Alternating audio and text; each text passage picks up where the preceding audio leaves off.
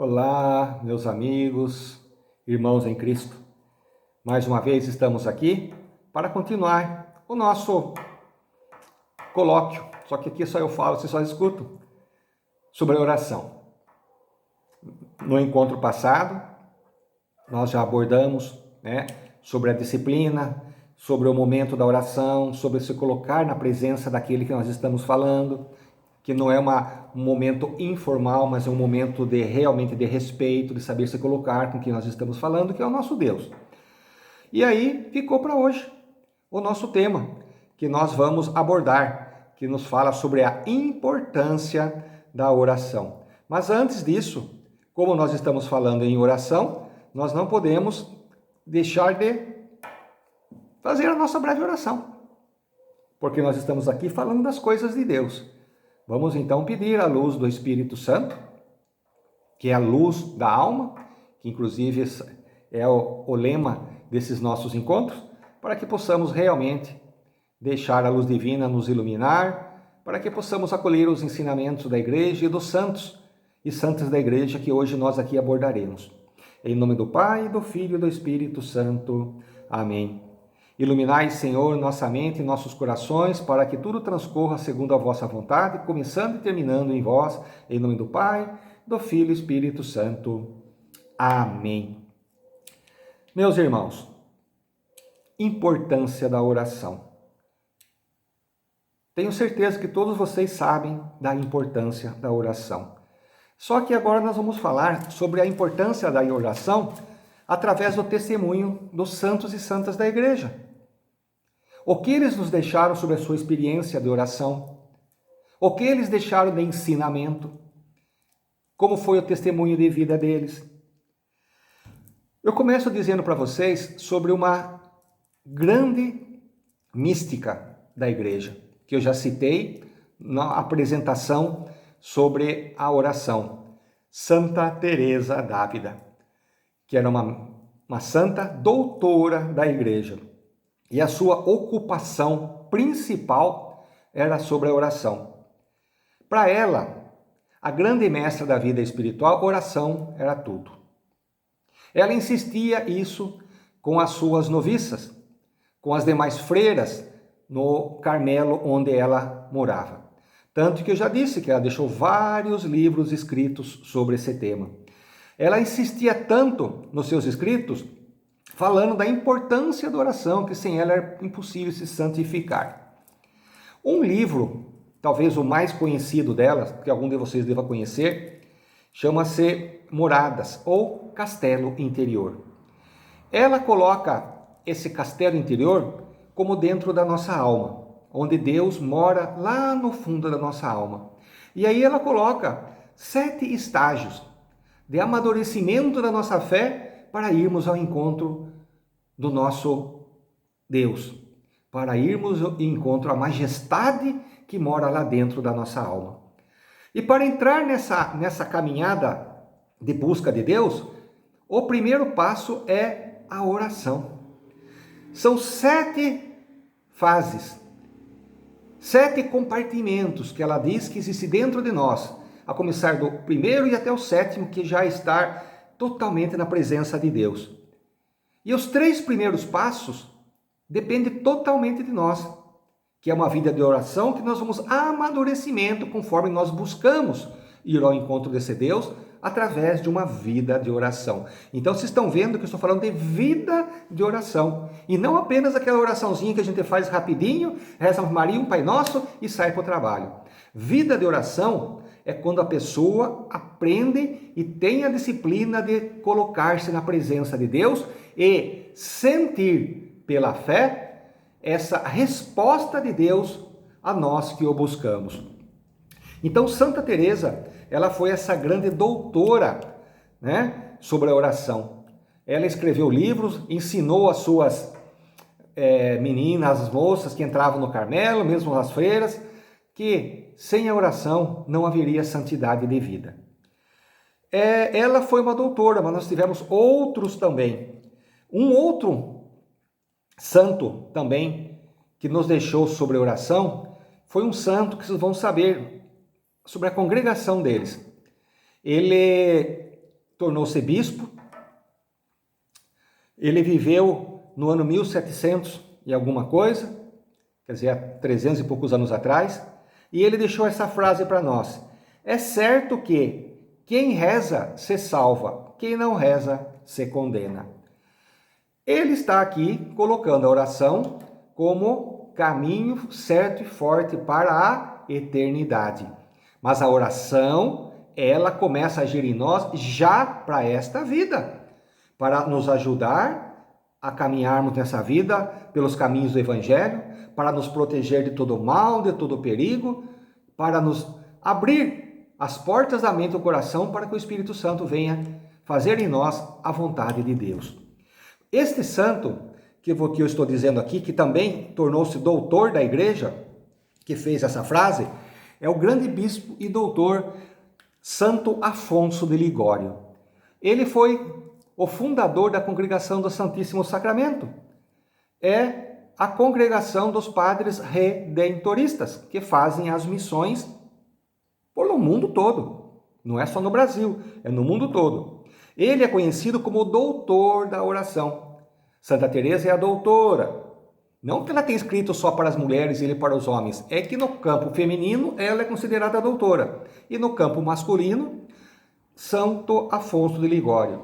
Só eles, não tem mais um outro? Não, todos nos deixaram ensinamentos, todos nos deixaram.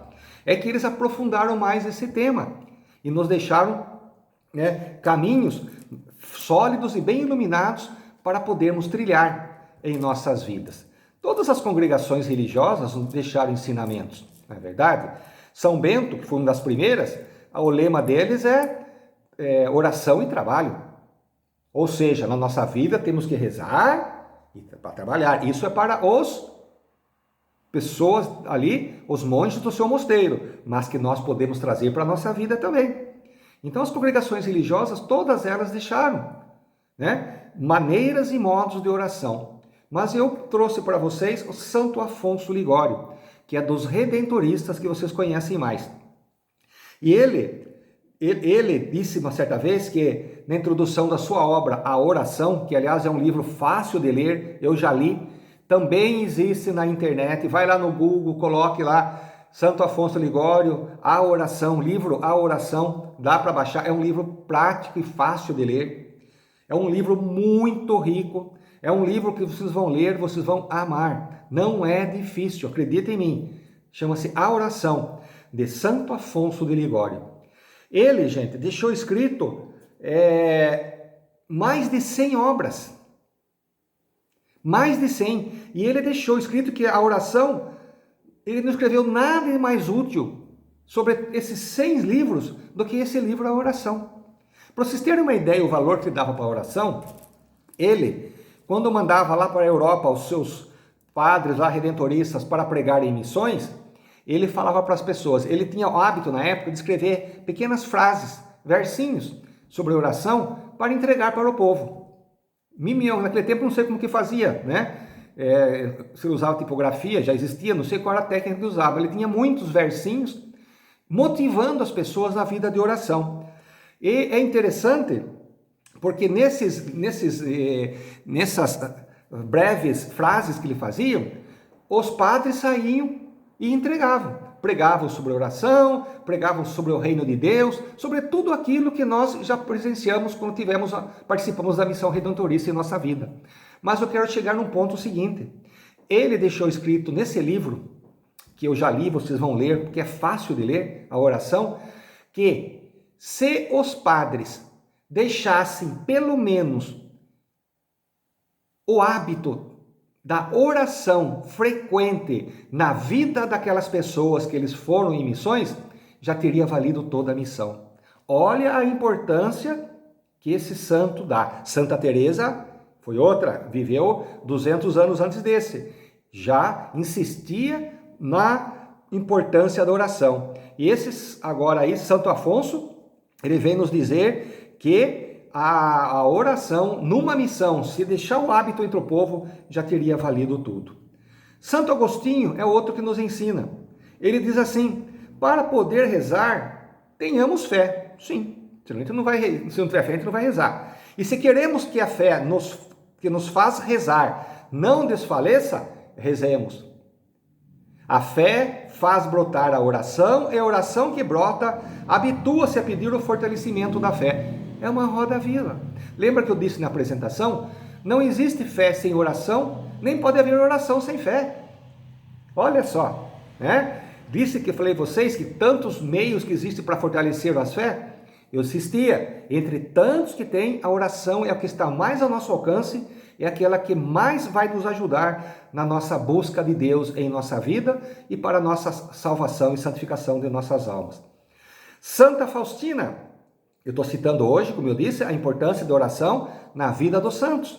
Santa Faustina, diácono, quem que foi Santa Faustina? Ora, Santa Faustina foi aquela que esteve em nosso meio e há 80 anos atrás morreu, viveu na Polônia, foi aquela que Jesus se apresentou a ela com o ensinamento, a devoção à divina misericórdia.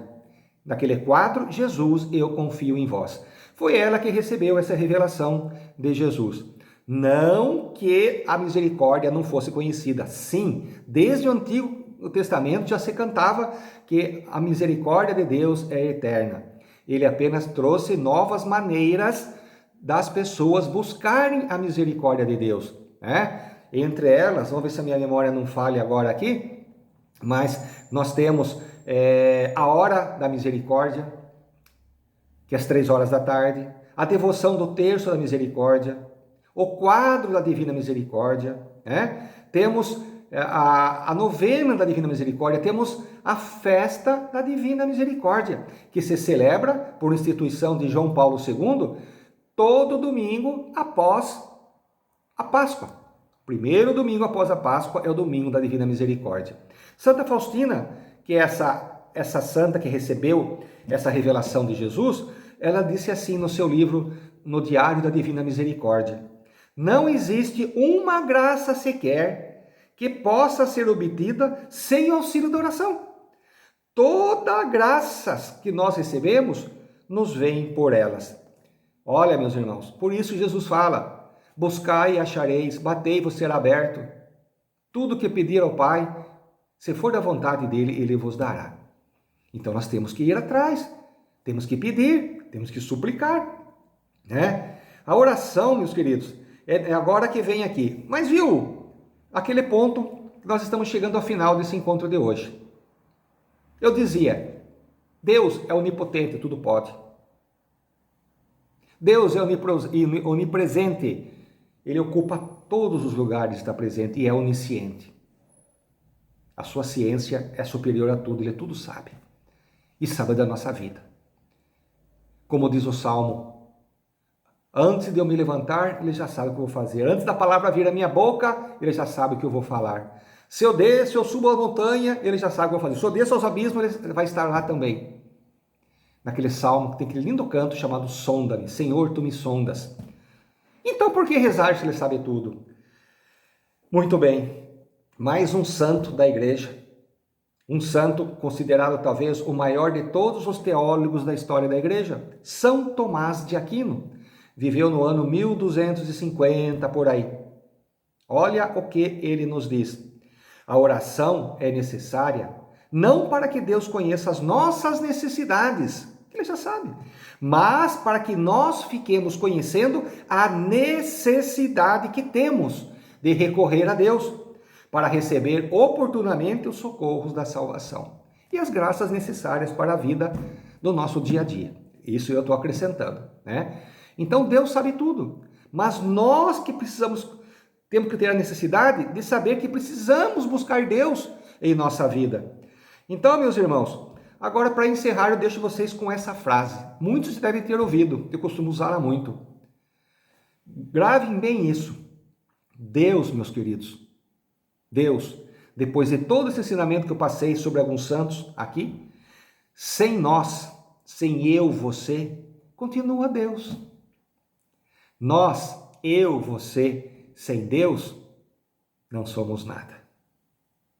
Entende? E a oração é essa luz na alma que nos abre para a graça de Deus, para nos sentirmos realmente membros da sua família e filho adotivo do Pai em Jesus Cristo. rezem, orem e nunca desistam. Até o próximo encontro. Fique com a bênção do Deus Todo-Poderoso, Pai, Filho e Espírito Santo. Amém.